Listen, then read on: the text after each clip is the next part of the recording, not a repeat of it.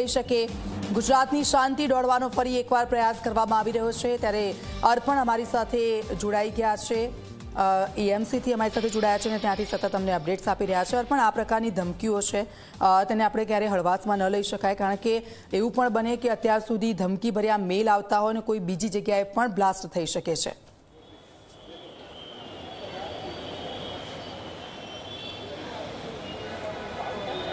દીક્ષિતા, હાલ પૂરતું જોવા જઈએ તો જે પ્રમાણે આખો એક આ મોડસ ઓપરેન્ડી મુજબની ઘટનાક્રમ જોવા જઈએ તો લાંબા સમયથી આ પ્રકારના મેલ આવતા રહ્યા છે।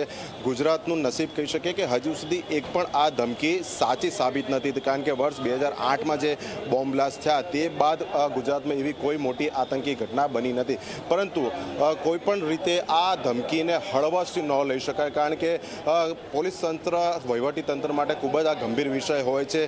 ભલે ભૂતકાળના એક પણ બનાવવામાં કશું વાંધાજનક નથી મળ્યું, પણ જ્યારે પણ કોઈ નવી ધમકી મળે છે તો તંત્ર, પોલીસ તેને એટલી જ ગંભીરતાથી લે છે અને એટલી જ સતર્કતા સાથે જે કોઈ સ્થળનો ઉલ્લેખ કરવામાં આવ્યો છે તેની ઝીણવટભરી તપાસ હાથ ધરતી હોય છે। આજની વાત કરીએ તો જે પ્રમાણે અમદાવાદ મ્યુનિસિપલ કોર્પોરેશન, મુખ્યમંત્રી કાર્યાલય, આરએસએસ ઓફિસ સહિતનો જે ઈમેલમાં ઉલ્લેખ કરવામાં આવ્યો છે, એએમસીની વાત કરીએ તો આપણે અગાઉ દ્રશ્યો બતાવ્યા, હાલના અપડેટેડ દ્રશ્યો બતાવ્યું તો સ્ટેન્ડિંગ કમિટીના ચેરમેન કમલેશ પટેલ અહીંયા પહોંચી ચૂક્યા છે। આપ અંદર જોઈ શકો છો, ફાયર બ્રિગેડના સંબંધિત અધિકારીઓ છે, કોર્પોરેશનના સિક્યુરિટી અધિકારીઓ છે, તેમની પાસેથી તેઓ પ્રાથમિક માહિતી મેળવી રહ્યા છે। બીજી તરફ મેયર પણ આ જ કાર્યક્રમમાં હતા, તેઓ પણ અહીંયા આવવા માટે રવાના થયા હોવાની વાત મળી ચૂકી છે। એટલે હાલ પોલીસ અધિકારીઓ અને બોમ્બ સ્ક્વોડની જે ટીમ છે આ સરદાર પટેલ ભવનનો જે સી બ્લોક છે કે જે નવી ઇમારત છે ત્યાં વિવિધ માળ ઉપર જઈ અને તપાસ કરી રહી છે, કારણ કે 6 માળની આખી આ બિલ્ડિંગ છે અને સેંકડો એવી ઓફિસો આવેલી છે। પાછળની તરફ અન્ય બી બ્લોક આવેલો છે કે તે પણ ઇન્ટરકનેક્ટ છે, એટલે